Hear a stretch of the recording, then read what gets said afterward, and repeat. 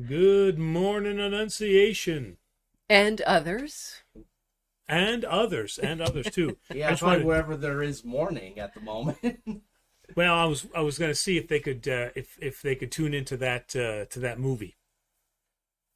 Oh, Morning Vietnam. Yeah. Yeah. Well, now you well, said it. well, so- our family is more than just the parish here. It's Well, how do you say that? How do you say that? Good morning to the world. I can't think of a more Christmassy movie than Good Morning Vietnam. Where's that coming from? Well, better than Apocalypse Now, right? Oh my Okay. God. Well, that's a better movie, I think. That's okay. Smell of napalm in the morning. All right. So welcome everybody. This is our last show. Of 2023. Oh, okay. All right. Yeah. Yeah. Get everybody trying excited. to scare everybody. We can't, even if we were to finish the show, which we have no plans to do so, episode 159 is very odd to end on. Yeah, that is true. That is We true. would have to end on like 1,000. Well, in the old days, they used to just end shows without a wrap up. Well, they would try to get to at least 100 episodes so they can do syndication. Yes. What wise? 100 is a. Well, it's when you do syndication, you want to be able to pad it out for a long period of Oh, time. okay. All right. Yeah. So one of the ways. Well, first off, we'll say it again at the end, but Merry Christmas, Presbytera. Merry Christmas to Demos. Merry Christmas to the Annunciation. Kala Christuyena. Kala Christuyena, you know. I don't know how to say Feliz it. Navidad, Feliz Navidad. right? And Frohe Weihnachten. maybe others could write in to us to say It's Merry embarrassing Christmas in different languages. Well, and it's embarrassing that I don't know it in Russian. I should know it in at least in Slavonic, right? Okay. So we were, and we watch, Terry and I watch all of these, a lot of these YouTube shows now, and there is a preponderance of online Catholic talk radio. They're not live though, not like what we're doing, answering questions, stuff like that. They're just discussions. Well, one of the ones that we were watching, I haven't finished watching it yet because it's like an hour and 50 minutes or something, but something, Demos, I think we should do as kind of a fun event. They're doing the top 15, and because it's a priest, and then it's two Lay people? two lay people, but very devoted to their faith, and so they do kind of a round robin kind of talk, and it's the top 15 things that are happening in liturgy that need to stop right now. All right. Okay, like for example, talking in the narthex. So they apparently Oh. have that problem too. Good luck on that. Right? Good That luck. People think that the narthex is a separate part of the church, right? Okay. So it's things like that. It's not liturgical reform. They're having fun with it, but I think that would be something. Can you get up? Can you get up, or can you get down to 15? Oh, trust me. We can. I've got enough. I know enough priests that we can get to easily to 15. My top one? Yes. Well, close to top, if not the top. The cell phones ringing in church. Everybody knows. Yeah. Timo's checking his phone. I haven't checked. Wait a minute. I have not checked mine, and mine is not on silent. It is now. But people know. I mean, we're over the thing of you getting a phone call about how important you are. We know all this, right? Okay, so yes, and no matter how many times you say, please turn yourself, and then they let it ring. I can hear it in the altar. Well, the thing that bothers me is, okay, like I forgot to turn mine off. I forgot to check. And people do forget, Sure. legitimately. But the thing is, when someone's cell phone goes off, sometimes they even answer it in church. Hello, which really gets me. Yeah. But when you hear somebody's cell phone go off in church, you should say to yourself, oh, gee, is mine on? And then you check and you silence it or turn it down. But they don't. Everybody just sits there, and then the next phone goes off, and then the next phone goes off. It's so irritating. And one of the fascinating things, I just never can see this happening in a Greek church, and I mean Greek church that who are Greeks. So in the Catholic Church, not that saying that every Catholic church does it, but the guideline is that you are silently preparing for communion for 1 hour before liturgy.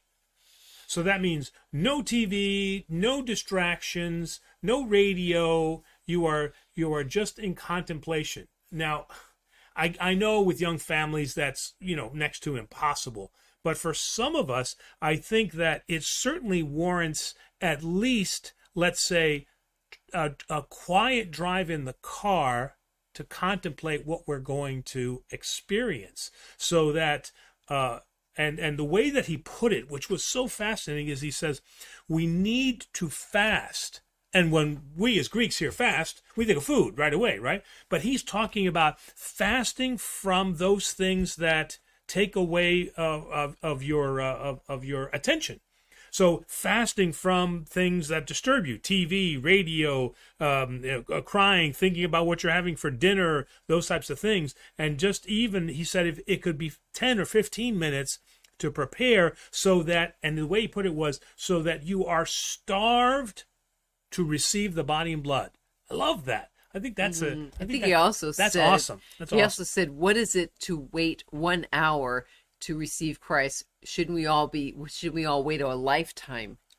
Right. Be willing to wait a lifetime. But again, because of this repetition, and he was saying, we tend to treat it as just kind of a thing. Okay, I'm receiving communion, but not really thinking about it. So I thought that was a really good part. So anyway, I'm thinking about, we're going to do top 15 things that at liturgy need to stop. We're going to get a lot of hate mail. We have 2 more entries in our vestment series, and then that could be the very, very next video after that. Yeah.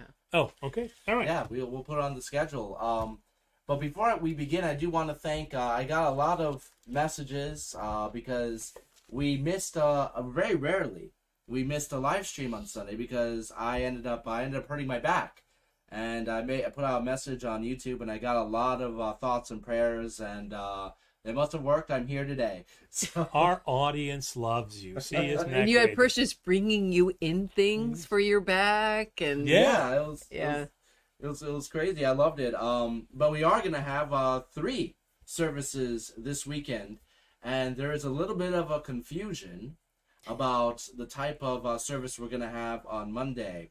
I've received a lot of messages asking, why are we having the Great Vespers on Monday, etc. So if you can very quickly explain it to our audience, why it happens like this for this year.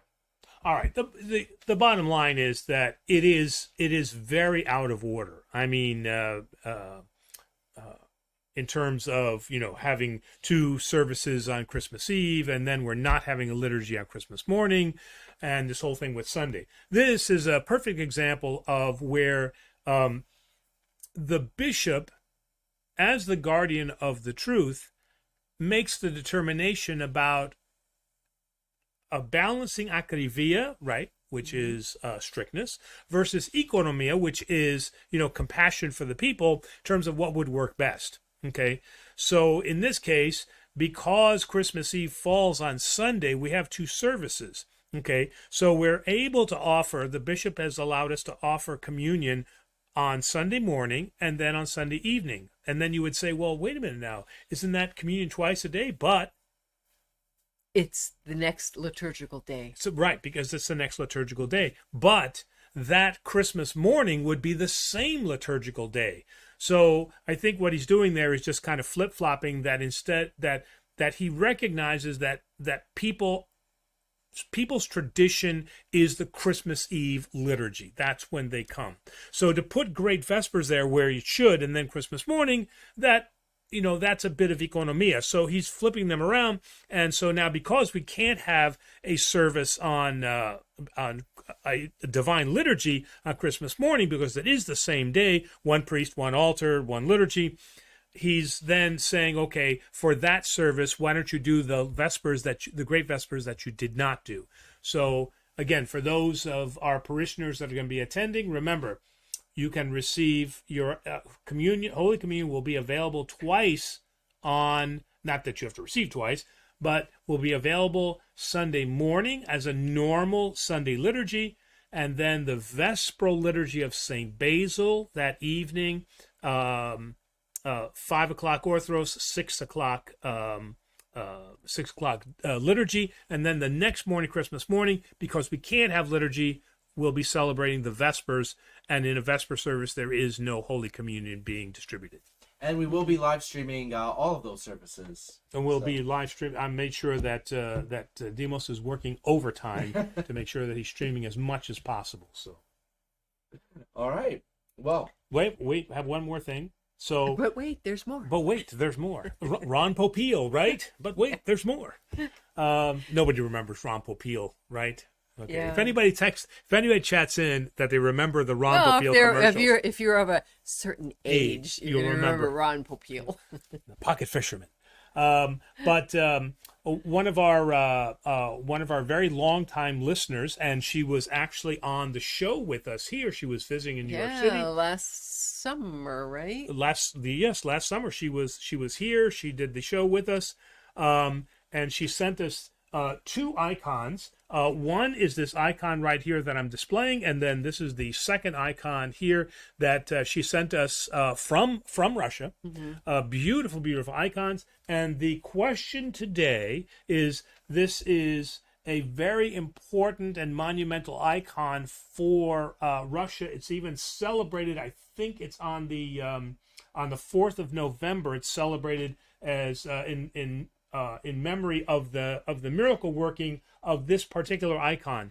What is the name of this icon? You just you made that easy by giving the date. Oh, yeah, but it's not like they can't look it up in a Saint of the Day book, right? Oh, it's amazing what you can find on Google. Oh, yeah, if you know how to put it in there. All right. Yes. Well, let's see how clever our audience is. They are pretty clever. Well, you could also say that she sent it from Russia with love. With yes. I was waiting for you to drop that thought. No. Why didn't I think of that? That was that. So these will be the first icons that will grace our new home. Yes. Mm-hmm. Yes. So, they're beautiful. Very, very beautiful. Very beautiful. I really love Russian iconography. Mm-hmm. I find it to be especially beautiful. And this one is particularly unique because it is not customary to see the Virgin Mary or the Theotokos represented by herself without the Christ child. So this is a very, very unique icon. Yes. And as a part 2. Oh, we can't have 2-part questions. No, okay. What is unique about this particular icon of the Virgin Mary and the Christ child? So what's the name of the icon, and what is it that makes it distinct from other icons of the Virgin Mary and the Christ child? Are they winning something for answering it, or just a pat on the back? Clout. Yes, they're bragging rights. Yeah. Bragging. All right. Well, Well, we do have... No, anyway. All right. Shall we? Let's right. Let's get underway. Okie dokie. Okay, first up is from our long-time viewer, Fyodor Dostoevsky. And Good he introduction asks, for Russian, right? Okay. Yeah. Is piracy a sin, as in online piracy? Well, I mean, piracy is theft, right? Mm-hmm. Okay. I mean, according to natural laws, the 10 Commandments, thou shalt not steal. So, I mean, we've got, I think, a pretty clear-cut case here, all right?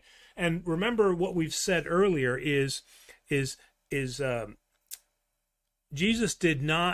said to us, anyone who teaches to not obey, the previous commandments, he didn't say anathema, but not one iota shall be changed. So we do believe certainly in that 10 Commandments, but what Christ has done is he has now lifted up those commandments to extend. So some could say, well, it's a big business. Who am I really stealing from? It's not that. So we as Christians don't think of it that way. So we extend stealing from what is normally known as just actual robbery to an actual, if we plagiarize or we steal somebody's works, or if we conduct this online piracy, those fall under that commandment.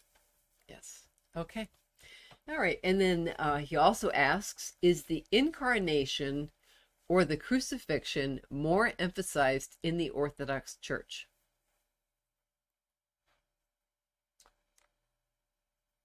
Probably, I mean, and you've heard me say this before, the Catholics know how to do Christmas and the Orthodox know how to do Easter. Okay.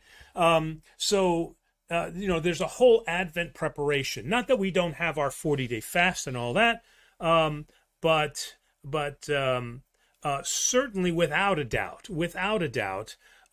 there is nothing on earth to compare to the way that Orthodoxy prepares for the resurrection of Jesus Christ. There's just nothing to compare with how we do it.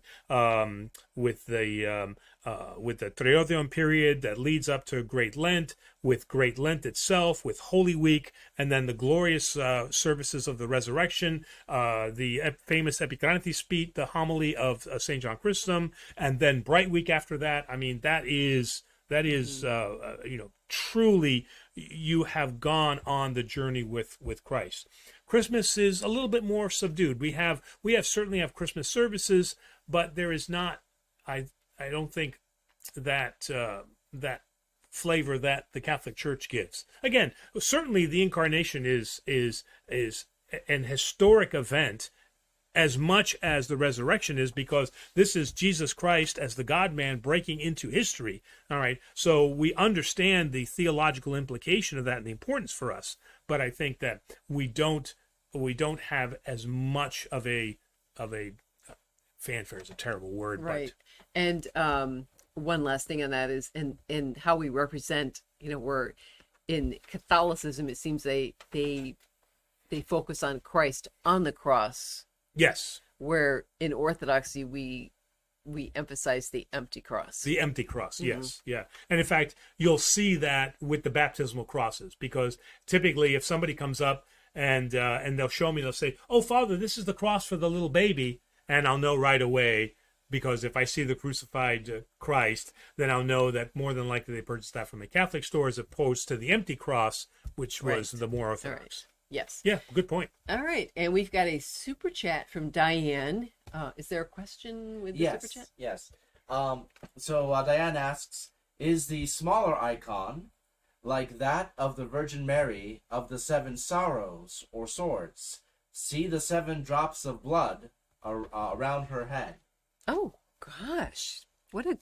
Is that what that symbolizes? Wow. I did not realize. I would not have picked that up. I didn't know why that was. Wow, Diane, thank you. That's a great catch, and it was exactly what I was thinking, Well, thank you, Diane. Thank you. That's amazing. So good. I'm gonna see if Svetlana picked up on that too. All right. And our friend Mr. Dos Santos says it is the Virgin of Kazan, the Theotokos of Kazan. Yes. A wonder worker icon in Russia. And George comes in and says the same. Yes. So that only leaves part B. Very good. That was exactly correct. Repeat part B. Okay, please. So part B is, what is it that is distinct about this icon, just looking at it, that makes it different, noticeably different from most icons of the Virgin Mary with the Christ child? All right. Okay. Let's see. All right. Next up is from Paul Hudson. And Paul Hudson says, "Father, not to split hairs, I make the sign of the cross when you pass by with just bread and wine for 2 reasons. One, it's the same cup that has previously held the Lord's body and blood. And 2, it's my clergy passing by." And I would agree with that. So I want to clarify that point and say, if we're going to do the cross, let's do it for the right reason. So if people are doing the cross because they see the elements on there, okay, that's not appropriate because it's bread and wine. But for those reasons, okay, clergy is coming by, sometimes because some of the altar boys will carry the cross. Mm-hmm. Okay, so they'll reverence the cross because the cross is going by. Okay, I guess I could see the idea that the chalice is the chalice that has previously held the body and blood. I can see that. But those are at least reasons that I could understand for doing the cross. But not doing the cross in front of what are only now material elements. Mm-hmm. Yeah, good point. Good point. All right. Okay. All right. Next is Lock Dog, I believe. There can be no separation from God because God supports and maintains existence. To be separated from God is to not exist, to be annihilated. God won't annihilate his creation out of love and it being good, but he will torment it for all eternity. But then there's a question mark. No, I mean we do have, and I'm trying to remember where in the Old Testament, and I know not your name. So meaning that God has turned his back, like on Israel. I know not your name because they fell away, and then he always then comes back. So the idea is that God is not the tormentor. Okay, so in that sense, he does not cast us into hell. It is our actions that are judgment upon us. So in that sense, we got to be very clear that God the Father is not our tormentor that says, well, you didn't do the right things, and so now you're going to suffer in hell. These are things that we have done to ourselves. And so that's why, although we don't have purgatory, St. Mark of Ephesus did talk about this purification or this katharisma, this cleansing that can happen, that can return us to God. Okay, very good. Next up from Julia. Pentecostal speaking in tongues is demonic. Period. I've heard them. It's just demonic, nothing from the Holy Spirit. We were just talking last night at the event that we had for the young adults. We were just talking, not talking about the Pentecostal church, but I was explaining to someone your experience. We went to a baptism in Germany, and it was a Pentecostal church, and how different that was from Orthodoxy. Yeah, because again, just like you hadn't been to Orthodox church, I had never been to any other church. So to see that as one of my first quote unquote Protestant experiences was a little unnerving. I don't know if I would call it demonic. I don't think that they're summoning up demons. Okay, I just think that it may be misplaced. That they feel that they're being moved by the Spirit, but I don't know if they understand they're more that clanging gong and cymbal that St. Paul is talking about. And I think that sometimes they try to force people into speaking in tongues. There's a peer pressure to do that, where if you don't speak in tongues, how are you really a Christian? Is right. And anytime you put tests like that, that's not appropriate. Yeah. All right. We have a Merry Christmas, Happy New Year, Happy and Healthy New Year wish from Nicholas. Oh. To you as well. Yes, Average Man Hemp Gars. Also, good evening, Merry Christmas. Merry Christmas, Merry Christmas, Merry Christmas to you. What song am I singing? I have no idea. I think I've never heard that before. I think is it like the Joy to the World song from last week? That's right. That's the one I was thinking of. Have yourself a merry little Christmas. Let your heart be light. You know where that is from? Frankie. The song originally was from Meet Me in St. Louis. Judy Garland's. Oh, really? Yeah. Oh, okay. All right. Yes, I have heard her sing that. Yes, I have. Yes. All right. And then... I just sing it because the people have said that they really appreciate my singing, regardless of what you and Demos think. All right. And from Brazil, good evening and Christmas blessings. Ho, ho, ho, with a well-trimmed beard. No, yes, okay. Oh, she's talking about... No. Oh, okay. It was a... Oh, yes. If you remember your discussion. Well, there was a question that was asked. Well, you said private joke, so I'm not sure whether. Oh, yeah. That's something. But no, there was a question that was asked about what is should priests have beards? Should they not have beards? And again, I think the question takes us away from what our priestly duties are. Number one, there have been many saints that have been portrayed as clean shaven. And in America, from the 30s until sometime in the 60s, clean shaven was the way to be. So Orthodoxy has gone back and forth on, beards, no beards, trimmed beards, long beards, and I think that among some of our younger clergy, there's this idea that the longer and more unkempt the beard is, the more Orthodox I am. And I think this is all ridiculous, But the bigger question is, should dwarves have beards in fantasy films? So all I know is what the bishop said to me when I asked him about the beard, and he pointed me to the iconostasi, and he says, "Look at the iconostasi." He says, "You see John the Baptist, little unruly, long, unkempt. Look at the icon of Jesus Christ. Jesus Christ, very nice and very well trimmed beard. Be like Jesus." Oh, when I was a kid, the priest with the wild beards, right? They scared me. I mean, I think they probably scare a lot of kids. They did too. Father Trifon, the priest in Tarpon Springs, he had that, kind of. Now I have an appreciation for it in a strange way, but I'm not growing a long beard. So someone gave us a gift of milk chocolate caramel, and I couldn't resist having one. So sorry for eating on camera, but they're really good. So Average Man Hempgars asks, how does one find God's will for their life? Silence, listening, attentiveness, giving space for God to speak. Now, having said all that, that necessarily did not work for me.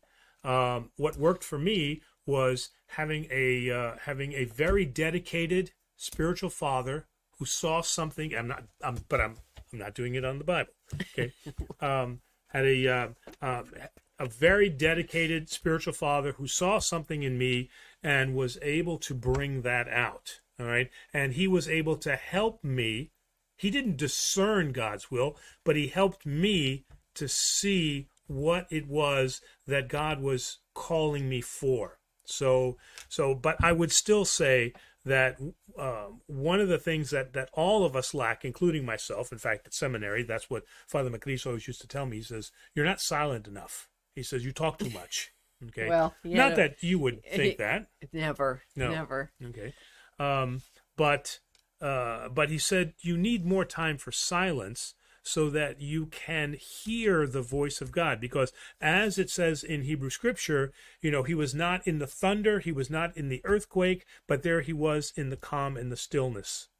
And so that's probably next to that, and looking and finding a good spiritual father who can help you discern what your place is in God's plan. Those are the two things I would strongly recommend. Well, you said that your spiritual father, Father Nick, didn't discern, but perhaps he did. Perhaps God spoke to him. No, it could. I mean, sure, okay, yeah, and said, here is who I want you to, and he went, oh no, not him. Mm-mm. And he's like, no, it's gonna be him. Maybe. All right, next up, up, Father Nick may chime in. Perhaps, I hope so. Next up is a newcomer, I believe, Steve Lenores. And he says, I have a very serious question. Mm-hmm. I'm over 70, coming from a Protestant background. Mm-hmm. I've never confessed to a priest ever in my life. My first confession would be quite extensive. How should I proceed? This is a very good and very serious question, and I've had I've experienced this opportunity many times. So rest assured, you are not the first. So it doesn't all have to happen at once.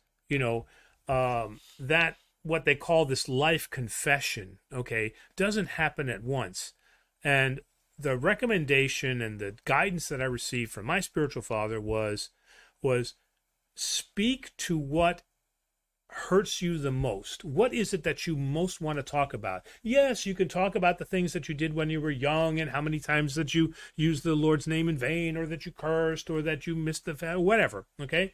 But there are things, if you are being called to confession, then you have an idea of what it is that you want to say. Take those things that weigh heaviest on your heart and begin with those. So don't worry about the list. Throw the list away, all right?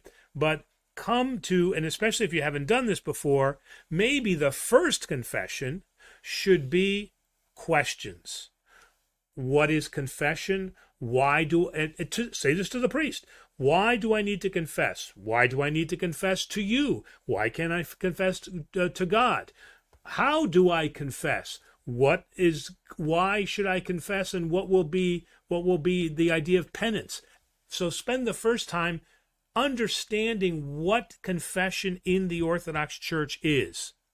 And once then you're comfortable with that, now you can organize your mind a little bit better and say, now that I know and I understand the concept of confession, now what I'll do is I'll actually then confess to those things that weigh heaviest on me. So I would say find out about confession. Your first confession is finding out about confession and answer those questions about why confess to a priest, why can I confess before God, and how do I confess, and then after that, then begin confession. Okay. All right. Then Ioannis from Brazil. Yes. He says, Feliz, I'm going to get this wrong. Feliz Natal? I think that's right. Well, so he's helping you with, he knows that you're learning Spanish, so he's helping you with the Portuguese. Oh, yeah, that's big help. Yes. Feliz Natal in Portuguese. Merry Christmas and Kala Christuyana. Thank you. And Love World Music says Feliz Navidad y un prospero año nuevo. And a Happy New Year. Yeah, very good, Demos. Look at you. Patty says, good morning, y'all. I'm not sure if that's that's Southern for Merry Christmas. All right, and so on to the next question. I think it's a statement about another annoyance. Yes, another annoyance. What things should stop immediately. Oh, so I got him going now. You're getting suggestions. It's going to end up being a top 50. Nicholas says, chewing gum in church and gossiping in the pews while liturgy is going on. I've heard that. I've heard, what are you making for dessert during communion? I'll never forget it. Well, and that was the other one that was number 4 was lipstick. Yeah. Lipstick on the icons. Right, because the communion cup. Yes, because I spend quite a bit of time after communion is over is cleaning the lipstick off of the chalice. Yes. Yes. Do you have an issue with gum? Often? And not off the chalice, off the spoon, not the chalice. Well, sometimes people we don't kiss. Some people they do kiss the chalice. That's true, right? Do you see a lot of gum chewing?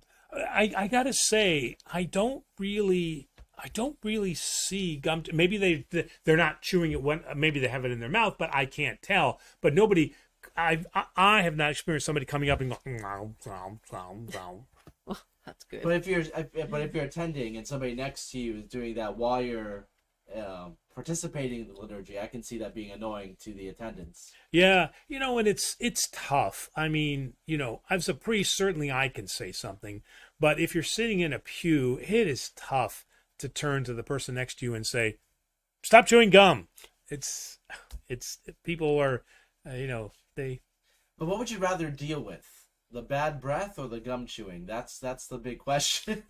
Well, the bad breath is natural. The gum chewing is a choice, right? So I would rather deal with the bad breath. Yes. The bad breath can be taken care of with brushing before they come to church. Yes. As Father Kaleva said, a lot of people believe that brushing the teeth before the church, if you're going to receive communion, is a problem. No, it is not a problem. Yeah. Please brush your teeth, as Father Kaleva used to say. Please. Brush your teeth, okay? Yeah, we're not swallowing the toothpaste or the mouthwash. I'm not stating that, but I know. But I'm reacting to that because that came up in seminary. He said, you're going to become priest. Tell your congregation it's okay to brush their teeth. He says, I've dealt with funky breath too long. Yeah. All right. And then Ioannis says, I'm glad to see Demos is fine. Thank you very, very much. Oh, and CT Shrek, Ronco forever. All right. Okay, Ronco. They must be of that certain age as we are to know Ronco. Or very well informed. Oh, could be. Ronco products. And Carol from Canada says hi from Calgary. Hello. And then now there's some guesses of the icon, and yes, it is the Virgin of Kazan. Mm-hmm. I can't read that in Russia. I wouldn't even attempt to pronounce it. The Theotokos of Kazan, a wonder worker icon in Russia and a national holiday. I think. Did you say that it did earlier? say it was a national holiday. In fact, Svetlana told me that is a national holiday. Yes. All right. And then Diane is saying, and I think it refers back to the 7 drops of blood, is it? That's why Christ is not there. Yes. All right. I want to look up that story about the 7 drops. Wow. All right. And then Confessor for You asks, why did God allow angelic sin to enter into heaven, especially since angels were in heaven and had access to God's throne? Interesting. Well, I mean, it does show the power of free will, right? If we say that not only the mortal bodies like ourselves have free will, Jesus Christ as the God-man has free will. He has 2 wills, right? Okay. And so the heavenly bodies also have their own will, and they're allowed to, and God allowed them to act on their free will. And Lucifer acted inappropriately on his free will, and then brought his legions under his command, and they left free will. So it just shows the power of free will when it can be used for good, or it can be used for evil purposes. So how do we know this won't happen again? So we've had the second coming of Christ. Those are, people are in heaven. How do we know that won't happen again? That somebody will take their free will and rise up and, try to and act as Satan did. That is a good question, right? I mean, nothing says that we lose our free will, right? Mm-hmm. If we look at if we look at Lazarus and the rich man, both of them retain their consciousness, right? Who they were. The rich man knew who he was. He knew his family. He knew all of that. So if we retain that, why would we not retain our free will, right? I mean, we're not going to become robots under God. And you can't say, well, we'll be in the presence of Jesus. The principalities were in the presence of Christ, right? Mm-hmm. They were in the presence of God the Father, and still they turned. Adam and Eve were literally in the presence of God, right? They spoke to him directly, and they turned away. So that is a very good question. So if we have, not to drag this out too much longer, but if we have free will in heaven, does that mean that we have the capability of sinning in heaven and therefore be cast out of heaven? Yeah, I would think that yes, we would have the ability to be cast out, and that casting out would result as a sin because we've turned ourselves away from God. But I think that in the use of the term perfected in faith means that as Jesus in the same manner as Jesus Christ could only align his will with the Father, when we are perfected in our faith, then our will can only align to the Father. So in that sense, we will be Christ-like. And after seeing the things in this world and all the pain, sorrow, and all that, I think memory, that, right? Having that memory, right? Yeah, I think people would be very thankful, if that's the right word, of being in heaven. That I don't think anybody would go against Christ, but I don't know. I don't know. Scrambled Egg has a question. I see people taking candles to the altar during the service quite often. in what parts of the service is it inappropriate to do that? And this is going to apply to any movement at all. Okay, so anytime the priest is facing you or is holding something in his hand, the chalice, the gospel, the censer. So if he's facing you, he's probably going to do something like bless you or offer a homily, or make some type of announcement, Sophie Orthi, Broskomen, something like that. Okay, so in that sense, if he's facing you, stop what you're doing. That doesn't matter whether you're in the pew holding a candle, you're in the narthex. Okay, and then the other time is when he is holding something in his hand, that is outside of the altar. Again, like the censer, the gospel, the chalice and the cup. And then thirdly, I would say during the actual consecration, the calling down of the Holy Spirit.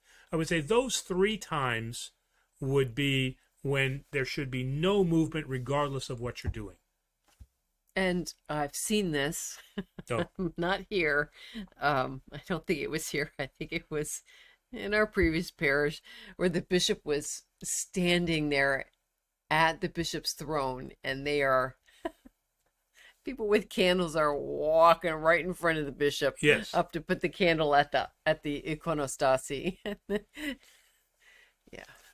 And it is appropriate, and our bishop is very, very nice about that. If he's there and they have the candle, then you get the bishop's attention, and he might say, right, pass, but don't just take it upon yourself to say, oh, I'm just going in front of the bishop. No, but look for his avia, his permission that you can proceed. And normally speaking, if there's not something particular going on, he'll just wave you on.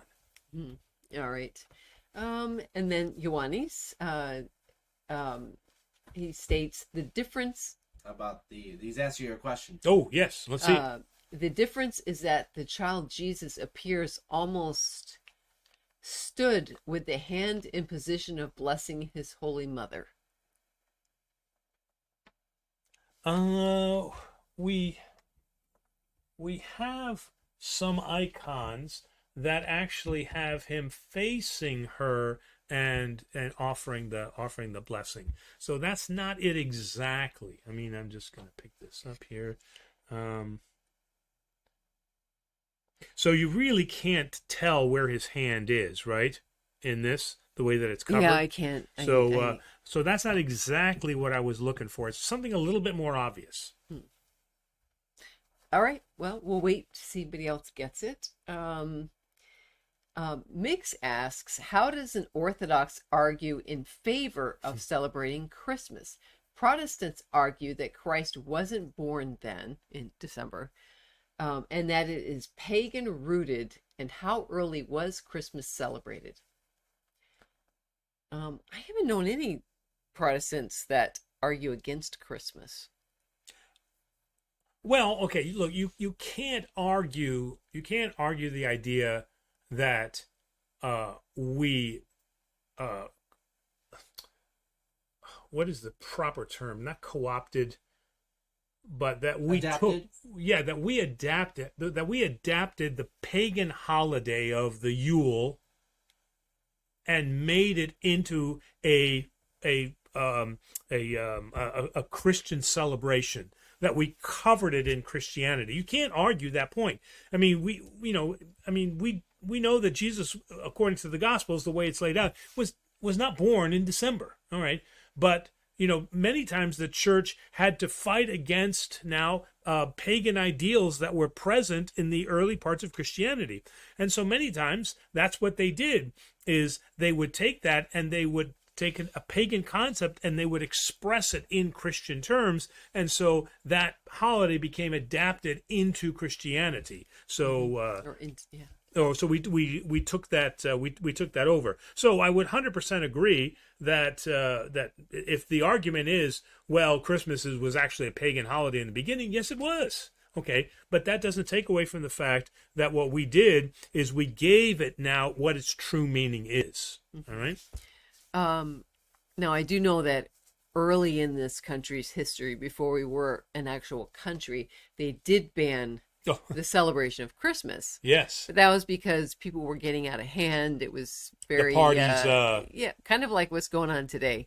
So they did ban it for those reasons. Right. Right. Not for the Christmas idea, but for the fact that people were celebrating inappropriately. So two questions to expand this. Should number one, I do want to actually answer the latter part of Miggs's question. How early was Christmas celebrated? So, at what sense did we start celebrating Christmas, the Christ's birth, as a feast or a holiday? Okay. I thought I had read that because the pagans were celebrating Christmas and the early Christians, before it was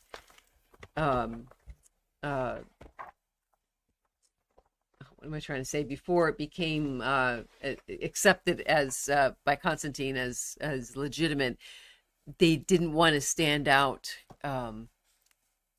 separate from the pagans, because it could be a bad thing, and so they were celebrating Christmas at the same time. I don't know whether that's true, but that is something that I read.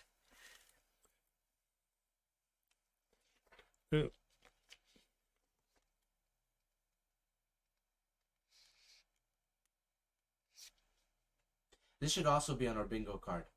Moments of silence while you read. Well, he reads. That's right. As we all watch you read. Watching Father read. I'm just seeing if in the text here, no,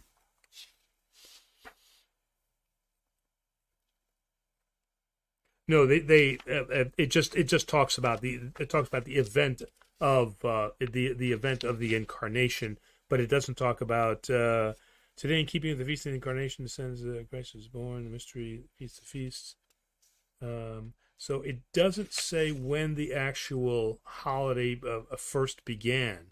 Well, maybe that's some question. Homework question. Homework okay. for it. I'll add it to the list. But I do want to expand. Should we, as Orthodox, and I'm not advocating for this because I love my Christmas tree, but should we make an effort to take away some of those pagan adaptations and focus much more on the nativity?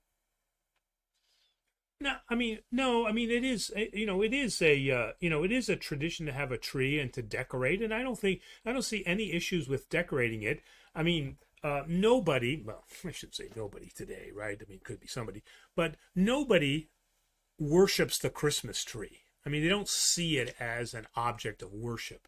It's something that they decorate. Okay, just like should brides wear a very elegant bridal gown? Shouldn't they, in their piety, shouldn't they have just very simple clothes? Well, okay, you can make that argument, but they want to dress up and they want to have a nice dress. So it's the same thing. We decorate our house. This is fine. As long as we understand who we are worshiping, then we don't have an issue with these things. Well, we didn't have a Christmas tree for several years, mostly because we weren't sure if the tree would survive our cats. Yes. But since we moved into our house, we got a tree. I mean, it's a tree, but we got a tree. Yeah, and it's not a huge tree like most people have, and but it puts it in this, gives it the spirit of Christmas. Mm-hmm. It really makes it festive. Right. And so it's a reminder to us, not of the tree, but it's a reminder of the season that this is Jesus Christ breaking into history. And it has survived the cats. They pay no attention to it. So. Right. So that's good news. All right. Aaron says, an early Merry Christmas to all. And then his question is, how do we define meekness from a Christian perspective? Some would say that meekness equals being weak or spineless, but obviously it means something greater. No, and the saints have spoken at length about exactly that it does in no way mean that we are weak or spineless, okay? But what it does mean is that we are humble, okay, is that we understand the concept of humility.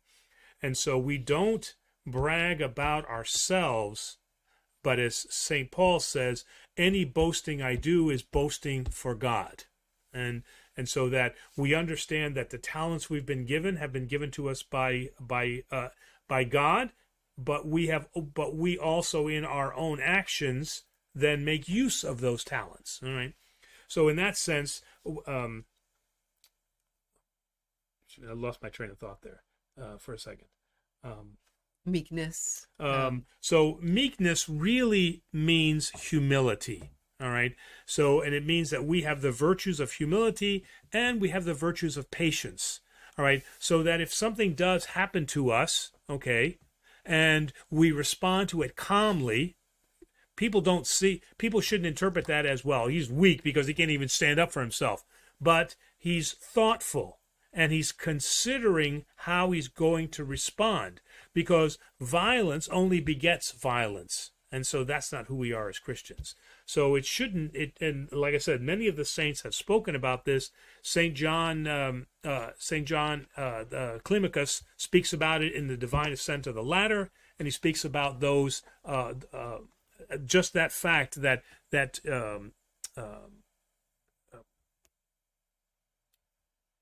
meekness does not speak to a weakness of character. There was a Twilight Zone episode about Santa with the Art Carney. The meek, the Night of the Meek. The Night of the Meek. The Night Yes. of the Meek. Yes. Yes. We have a super chat from Gus. Welcome back, Gus. I hope you're feeling a lot better. The question is, if you're Orthodox and we're not married in church, can you still baptize your kids? And he also wishes us and our families great Christmas and Happy New Year. Yes. And again, Gus, a Merry Christmas and Happy New Year to you also. And thanks for staying with us all these years. We appreciate that loyal viewership.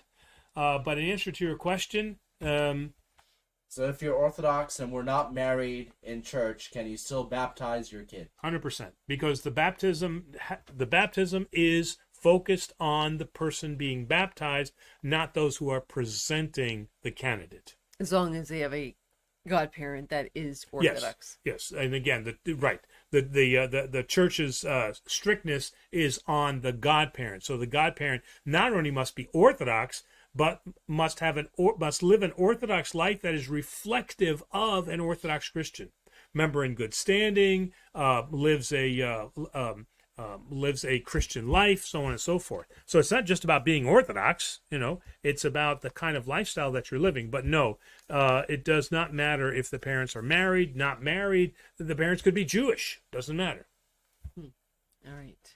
And then Scrambled Egg just makes a comment. The original lyrics to Have Yourself a Merry Little Christmas were very dark and depressing. The words were changed.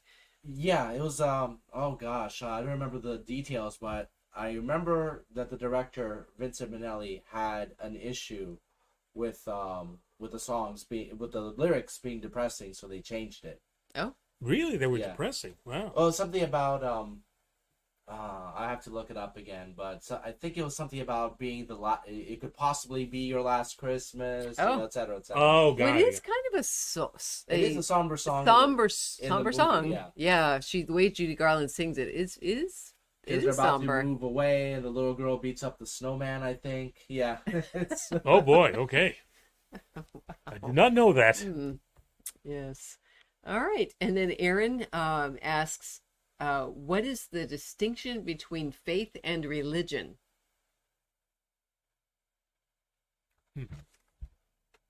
So faith is that relationship that we have with God.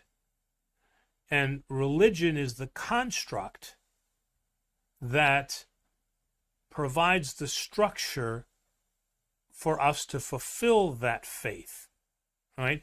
So, again, the no man is an island idea. So it is faith that brings us to God. It is faith that removes the doubt that God exists, so that we don't ask the question, as Christians, we don't ask the question, is there a God? And then we have faith. We have faith, ergo we know that there is a God. Okay, so faith is based on that relationship that we have. But we need a construct for that. You know, I by myself, how do I build my faith? How do I have that walk in faith? I have that walk in faith because I have a church, I have a community, I have a priesthood who now supports me through the sacraments of the church, through the sacrament of Holy Communion, which is a mystery, but it is a ritual that was instituted by Christ and that we practice. I receive in the body and blood of Christ. Through the sacrament of confession, I understand how I've fallen off the path and that what true repentance means. Through the sacrament of Holy Unction, I understand, that I can receive healing. Through the canons of the church, the societal issues are explained to me about why I can do this and why I can't do that. So whereas the church is not salvific, they provide the construct for our salvation. Okay. All right. And then Miggs asks, do Orthodox women veil? Paul talks about women's heads being covered. Is that just an old tradition or only for nuns? As far as I know right now, it's only in the monasteries. Here in this country. Now, if you go to Greece, are they putting on head coverings? If you go to Romania, aren't they putting on head coverings? Russia, I believe, they cover. Well, Russia certainly does. Yeah. Okay, so we'll ask our resident Greek expert here. The UNC is going to tell us whether or not the Kalogrias wear, mandias so they do. They wear veils. Yeah, so okay. I think it's mostly an American thing where they do not wear it. Yeah. Okay. Yeah. Yes. Okay.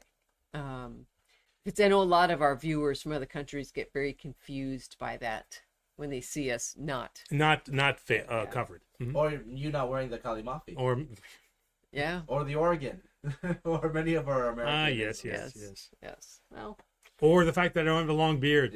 Yeah. All right. Doomer Doxy says, "Hello, Father. Happy or an early happy Christmas." Thank you. I've heard from my priest that the Russian vestments came from Mount Athos. Do you know if this is true in regards to the high-back phelonion?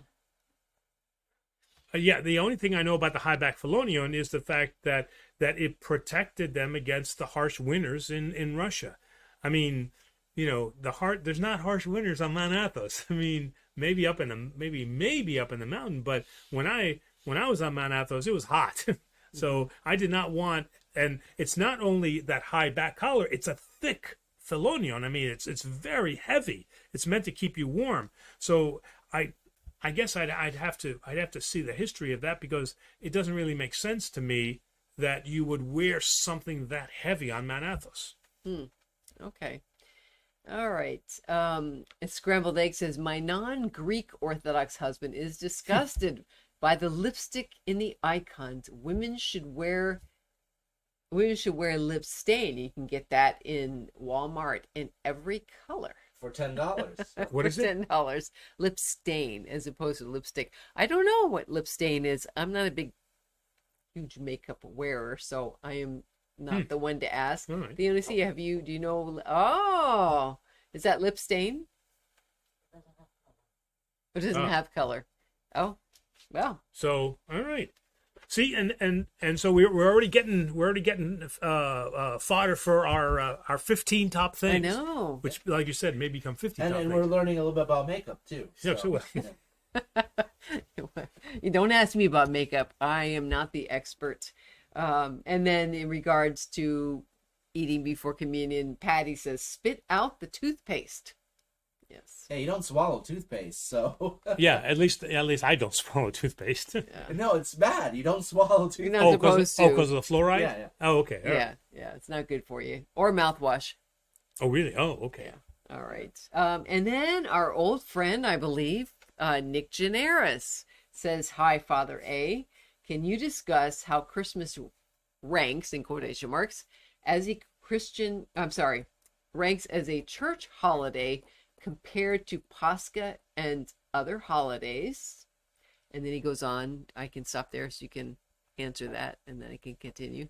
Well, I think the answer to that question is that and we have the Feast of Feasts, which is Pascha, and then we have the 12 great feasts. So it would be inappropriate for us to rank order the great feasts. I mean, if we had to rank order them, we would order them in terms of those that we celebrate for Christ, his birth, his entrance into the temple, his baptism, his ascension, obviously his resurrection. Trying to think of what other of the ones are dedicated to. I mean, Holy Cross, right? The Holy Cross.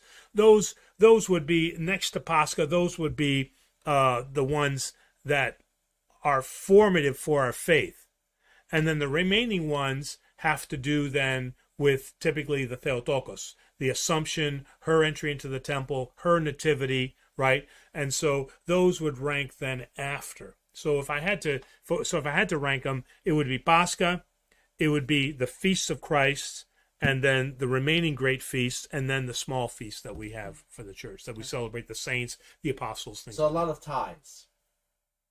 A lot of ties, correct. Yeah. I don't think it's inappropriate to put his birth over his baptism. Those were all significant events where the Trinity was made manifest on earth.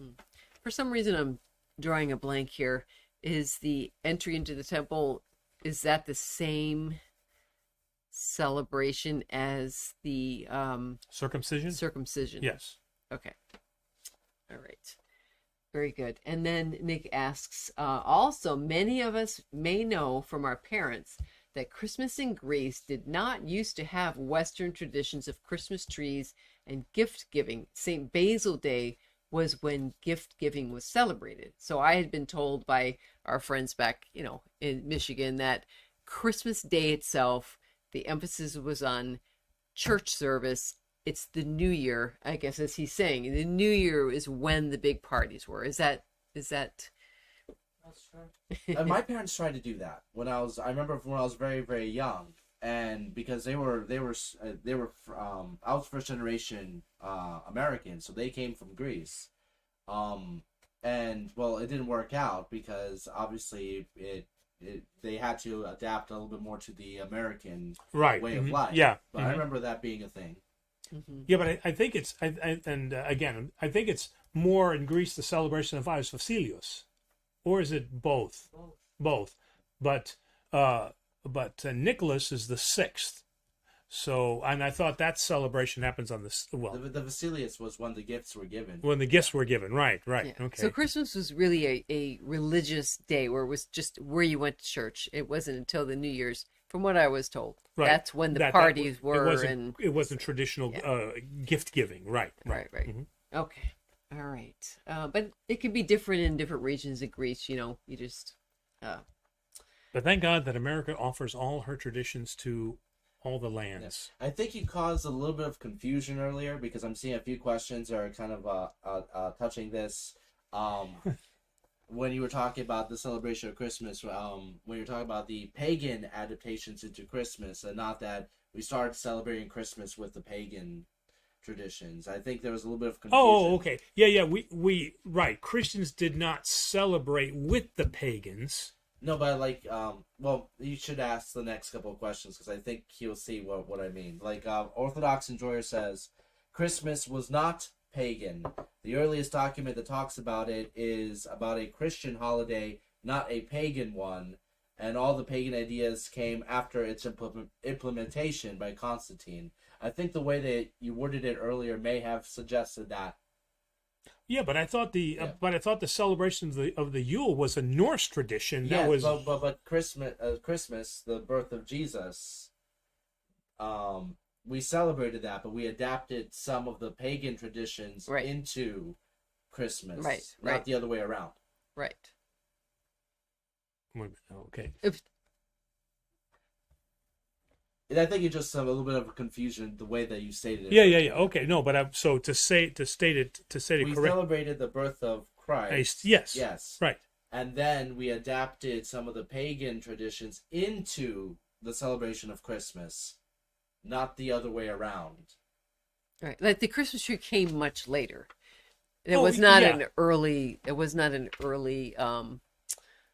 part No. of Christmas having a Christmas tree. That came later. You're right, but again, the idea of a tree being part of a Yule celebration is Nordic, right? I mean, that's centuries before Christ. All right. Yeah, but I think the way that you just stated it earlier, if you play it Oh, back, I think okay. you'll see. All right. Okay.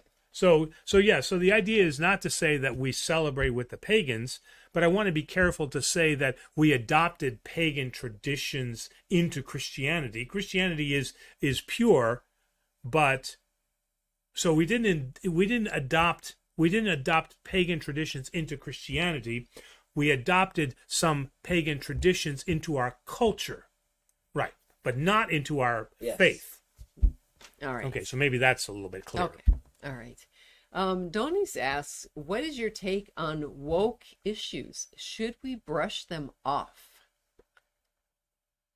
No, we shouldn't brush them off because silence does imply acceptance, and we are supposed to be, we must be, we have the responsibility to be the voice of truth.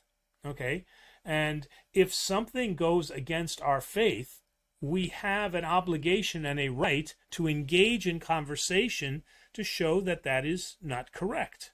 And to be silent about an issue, means that there's acceptance. Dietrich Bonhoeffer talked about this idea, about the idea of stand.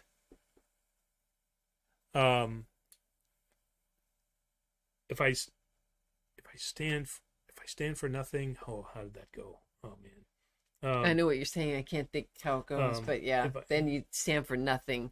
I can't think. So that the idea that, and he was talking about, obviously, what was happening at the beginnings of World War II, not World War II directly, but what was happening, and that silence then led to acceptance. If you stand for something, you'll fall for anything. Those who stand for nothing fall for anything. When you stand for nothing, you fall for everything. Yeah, fall for everything. Right. Mm-hmm. Well, I just have a little comment on the engage in dialogue. From what I've seen, I've never gotten into a conversation, but it's very difficult to engage in conversation over the woke issues. It's very, very difficult. Now, that's not necessarily saying that we engage with those people who are presenting woke ideas, but when we have people, if I have a parishioner that comes to me and says, "Father, this is what they're telling me, what do you think?" I am obligated to give them the answer of truth. So I'm not just talking about how we're responding to somebody who is promoting woke agenda.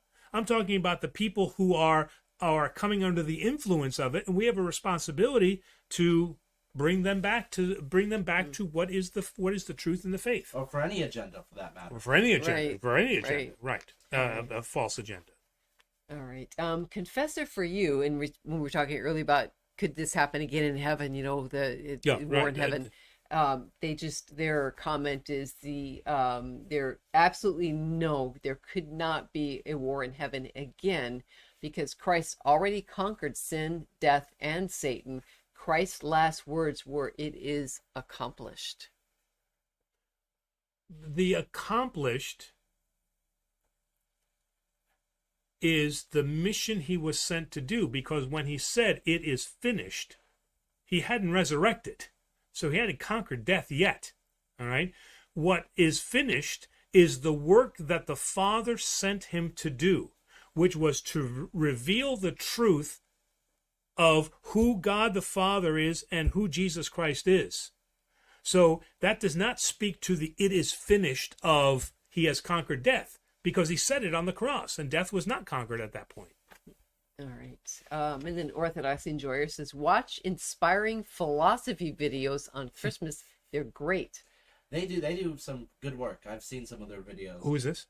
Inspiring philosophy. I haven't seen all their videos, so I can't make an attestment to their theological direction. But So- I've seen some of their videos, and they do some interesting deep dives. So is it philosophy, or is it religion, or is it? They explore various topics about Christianity. Oh, No, well, okay. we'll have to look into that. Mhm. All right, things to put on our It list. was suggested to me after we started doing our videos, because they explored a lot of the same topics that we explore. Okay. Well, the philosophy was the gift of the Greeks to the Jews. All right, and then Gus says, "You and your families have a great Christmas and Happy New Year." And to you also. Yes. And then Donnie says, "Food for thought. Do you know the first president of Cyprus was Archbishop Makarios III?" I thought the first bishop was Lazarus. The first president of Cyprus. Oh, first president. Of Cyprus, yes. Oh, was a bishop. Yeah. Wow. All right. So how does that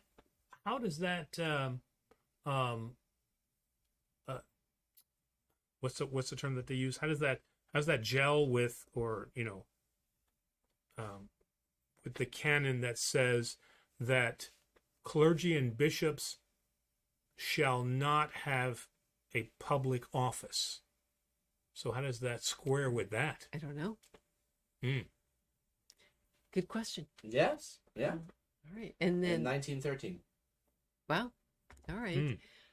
Diane says the monastery we visit in Ormilia do not require women visitors to cover their heads. They Oh, only ask wow. for dressed and modest dressed. So Now, all the monasteries that we visited here, they ask you to veil, right? yes. Like with St. Anthony's, Holy Trinity, Nectarios, all of those, they've asked you to veil, right? Yeah. Okay. I have But been in that's- one where some of the women that went forgot to bring something, and nothing was said. They didn't come after them and go, "Why aren't you wearing?" okay. So I don't know. Because you, Because they're afraid of the lipstick. well, don't they have that box right outside, of the veils? Yeah, but Nobody wants to wear somebody most else's people veil. don't want to wear it because you just don't know. Anyway, and then Scrambled Egg has illuminated me. Lip stain is like lipstick, but does not transfer onto anything. Used in film during kissing scenes. My priest actually told the congregation about it one Sunday.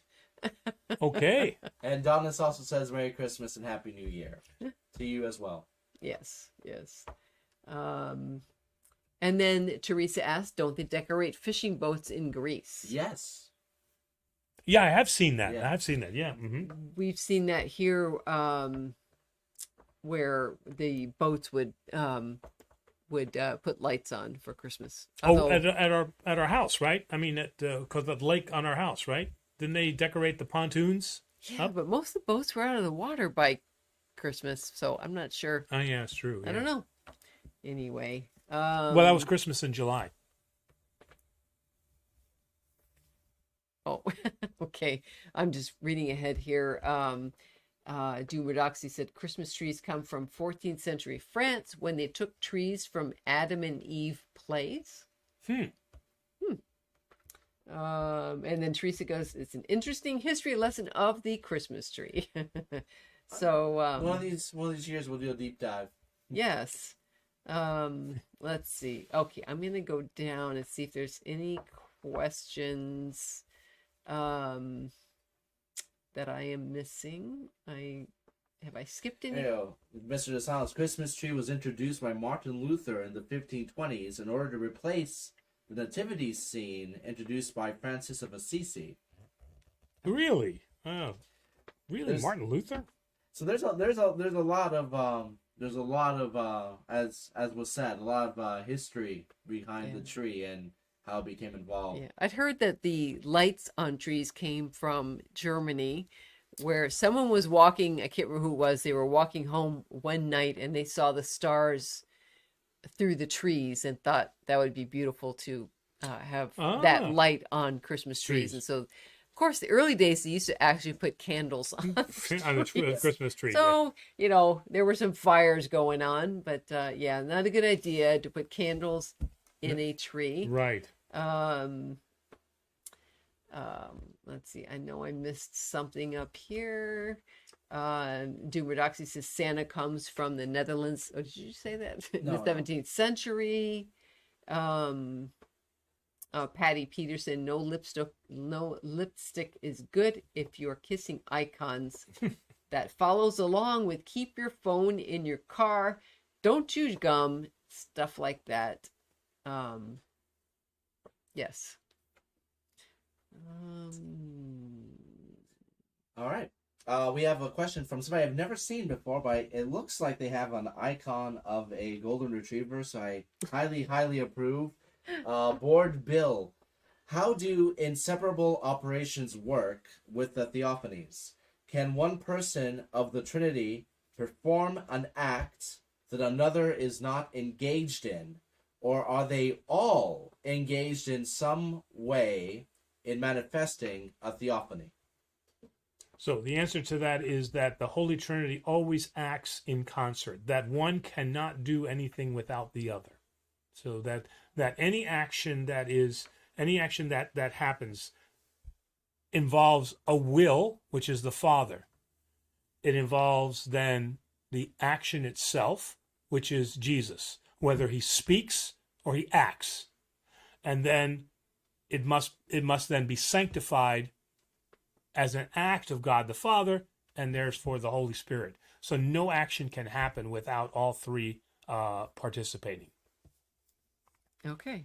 All right. I'm trying to look up something. So the question from Joe Jones: does the Orthodox Church have anything like the Three Kings Day of Hispanic culture? Oh. So which is apparently, according to Google, is celebrated on January 6th. Is Three Kings Day? We don't have anything like that, do we?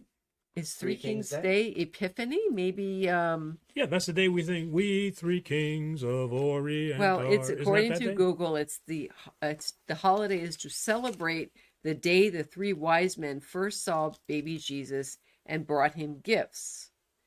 On this day in Spain, many children get their Christmas. I think it goes on to say gifts and their presents.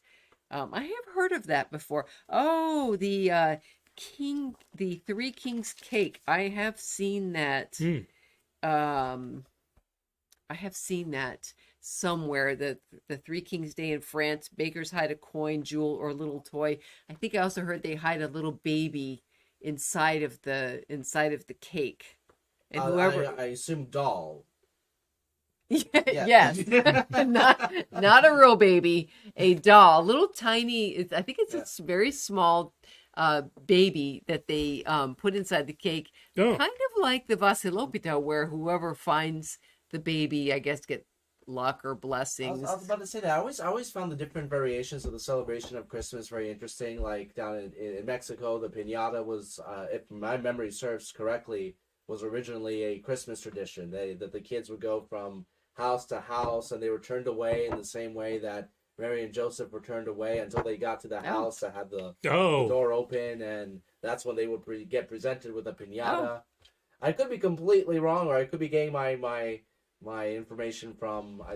For some reason, I'm picturing the Three Caballeros with Donald Duck, so I think that may be a section in that, but I always found it interesting. Wow. So just to the other point about can they act alone? Jesus gives us the answer here in John chapter 5. He says, and then Jesus answered those who sought to kill him and said, most assuredly I say to you, the Son can do nothing of himself but what he sees the Father do. For whatever he does, the Son also does in a like manner. Okay. Later on in 30. Which is the last verse of the Orthodox funeral service, Jesus again says, I can do of myself nothing, for as I hear, I judge, and my judgment is righteous, because I do not seek my own will, but the will of the Father who sent me. So they cannot act independently. So every single time that Jesus did a miracle in the Bible, was those moments he was working as the three? Yes, because the miracle happened through the will of the Father and was sanctified by the Holy Spirit. Yes. Okay. All right. All right. Since we're getting close to the end of the program, nobody has specifically pointed out the answer to your question. So maybe this might be an opportunity to answer what is unique about this icon. So what is unique about this icon Is that Father walks away while talking.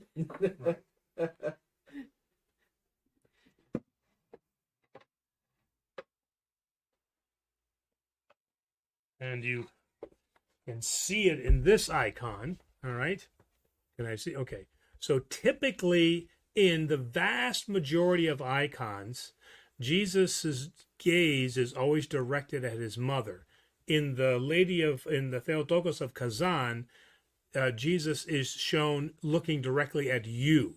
So both are looking directly at you, and that's one of the very significant differences of this icon. All right. So a couple more questions and a couple of messages. Orthodoxy says, "Good night, Father. I have to leave. Have a very Merry Christmas, Happy New Year." Same. Rambled Egg also says, "Merry Christmas and thank you all for your dedication to this program. It really helps to renew my faith each week as I learn more about my beliefs in the Greek Orthodox Church. It is our pleasure." Teresa also echoes that she finds other countries' traditions really interesting. Board Bill has a question, and we also have a super chat from Toby.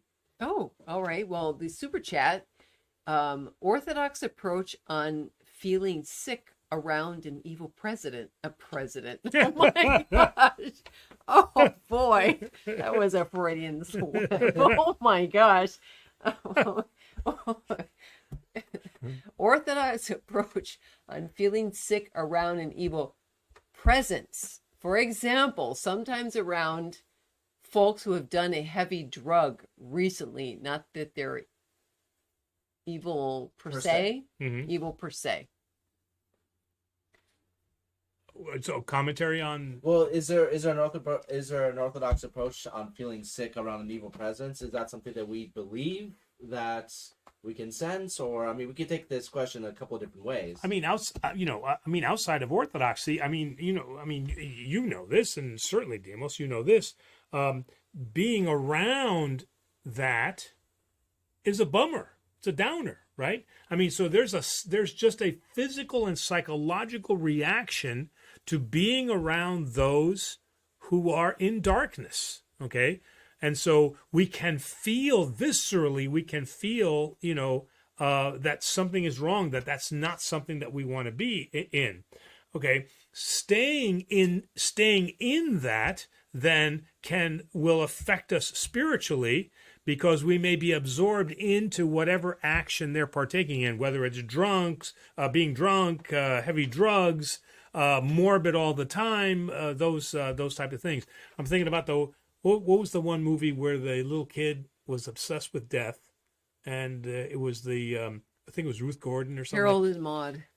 Harold and Maude, right? That's that kind of idea where you're constantly in this. So yes, not only can it physically, viscerally affect us, but staying in that presence then can also affect us spiritually. Okay, so I wouldn't go as far as to, or the extreme end of that would be that idea of demonic possession of some degree, meaning that it leads you away from the face of God, even to the point that, like Legion, you actually become demon possessed. But that's the far end of that particular spectrum.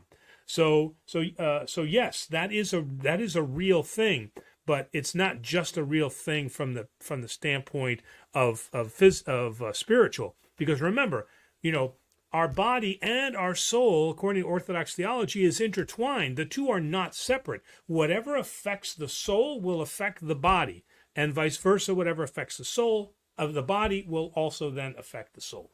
Can I expand this for a second? What about feeling sick or feeling an evil presence in a location that has been marred by an evil historical event or a bloody historical event? For example, a lot of people have a sick feeling when they go to The the Battle of Gettysburg, for instance, or the Nazi death camps. or the Nazi death camps. Oh, Do yeah. you believe that there is still a lingering presence there, or is it psychological? You know, and again, I don't know if there is a ghostly presence that stays there, but I think just the recollection of the tragedy that occurred there can be overwhelming to the soul. We went to Dachau a few times because we went there on our own to go see Dachau. I think everybody knows, right, that was a what do you call it? A concentration camp. But then we'd taken other people there because people wanted to go there. And I can remember there were no birds singing there at all in this area. It was deathly quiet. Right. It was just nothing, no sound. Yeah. So yes, and then I do have to say, though, that I was quite impressed that you knew Ruth Gordon was in Harold and Maude. I don't know how you remembered that. Wow. Shall we finish with Bill's question? Yes. You know what I was going to say, but then I corrected myself. I was going to say Ruth Buzzy. Oh, no. No, not Ruth Buzzy. And then a hi. She's impressed. Yes, okay. Keep her impressed. All right. Board Bill. Is that BORED? No, BOARD. Oh. Yes. I have another question about the inseparable operations. If they perform all the same acts, would that mean that begetting doesn't refer to an act? Otherwise, the Son would be begetting himself. So yes, as St. Basil says, the words that we use, especially begotten, or genithendon, right, are placeholder words. We don't have an English equivalent for the coming about of Jesus Christ. We don't have a word for that. He was eternally present with the Father. Okay, but how do we know that? I mean, how do we explain that? We can't explain that. So we use the term begotten, but we can't identify that as an actual word of cause. Yes. All right. We have a lot of Merry Christmases. All right. Quite a few people. We want to wish everybody. Are we having Are we doing a live show on Christmas Day? Well, I mean, we're doing a live service on Christmas Day in the morning. Oh, I thought you said you wanted to do a live Q&A on Christmas Day. No. Okay. I don't know if you get any attendance for that either. Yeah, that'll be my Christmas bonus. Staying home after I. Yes. Okay. All right. I guess we're not doing that. All right. And then just to Toby, sorry I'm late. Well, you're not late. We're glad to have you here. So. Okay. Did he have a question for us? No, he was just saying, sorry I'm late. Okay. But you did have there was a question, but they were very happy. You're very welcome, Toby. I was inspired by that question the same way you were, apparently. So. Yes. All right. But we do have a Christmas video that's going out. A very short. My Christmas message. It's it's appropriate that or I like. As most priests do, like to give out a Thanksgiving message, and we also like to give out a Christmas message and a Paschal message. Okay, those are, I think, the three times that the priest should say something to his congregation. And since we have this wider audience here, I think it's appropriate to speak to them also. So yeah, there'll be a Christmas message coming out. And we will be taking next week off. But we will be returning on January 4th. And for those who are new here, because I'm seeing Board Bill brought this up, we are live every Thursday at 7 p.m. Eastern Time. And, every once in a while, we'll take a Christmas break. So. And New Year's, right? New Year's Eve. Well, I mean, it kind of falls in between. So this year we're only taking 1 week off. Sometimes I think we've taken 2 weeks off. 2 weeks off sometimes, right. The 4th is far enough away from the 1st. We're hoping to actually implement some of our upgrades. So we got things coming in the new year, right? We got some new equipment. We're having some returning guest hosts that we haven't seen in a while. Right. So yeah, we got some good stuff coming up. Right. Some good things coming up. And I'll be doing my Orthodox wedding in Greece, so I'm looking forward to that. Yeah. That's right. Yes, yes. So we'll be doing a live show from Greece. I think Demos is going to do the live show at the wedding. Yeah, Ooh, during the wedding, I'm gonna do it. Yeah, Demos's wedding questions answered.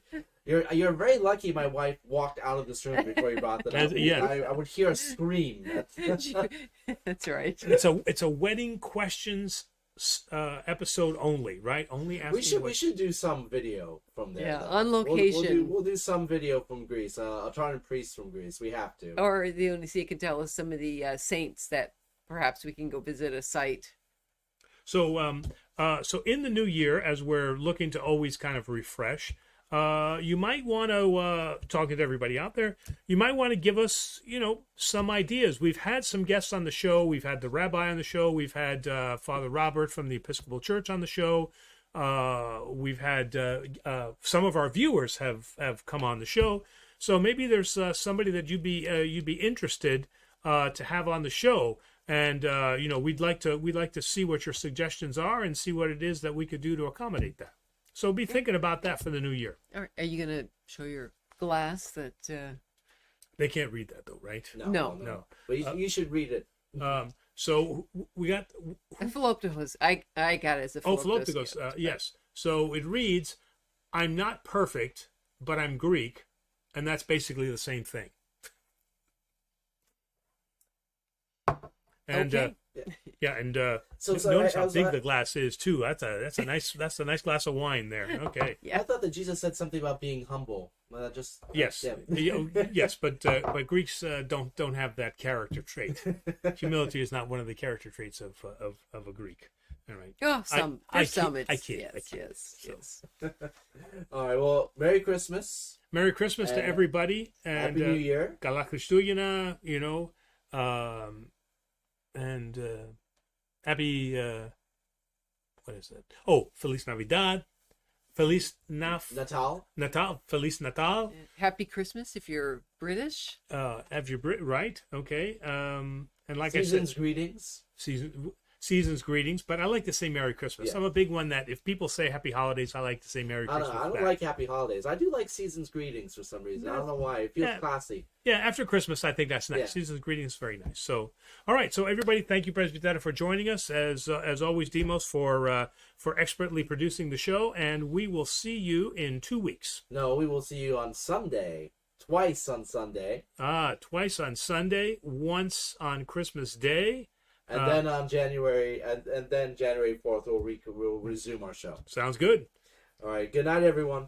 Good night.